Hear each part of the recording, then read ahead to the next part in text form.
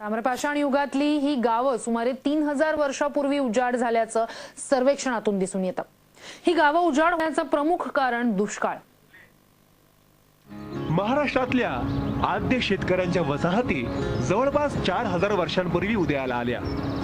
शेती, पशुपालन, शिकार यावर अवलंबून असलेली अशी छोटी गावं खानदेशापासून कर्नाटक सीमेपर्यंत सापडली आहेत। या काळातील मातीच्या भांड्यांच्या तुकड्यांमुळे ही गोष्ट पुढे आलेली आहे। चिकुर्डे गावात हे तुकडे सापडणं हा इतिहासातला एक खरोखर महत्त्वपूर्ण धागा ठरलाय, कारण आतापर्यंत मातीच्या भांड्यांचे हे तुकडे भीमा खोऱ्याबाहेर सापडले नव्हते। मात्र ही गावं भीमा खोऱ्याबाहेरही असल्याचा चिकुर्डेतील सर्वेक्षणानंतर स्पष्ट झालंय। मात्र सर्वेक्षण करणाऱ्या मंडळींचं म्हणणं आहे की ही सगळी गावं सुमारे 3000 वर्षांपूर्वी उजाड झाली असावी आणि त्यामागे दुष्काळ असावा असं बोललं जातंय।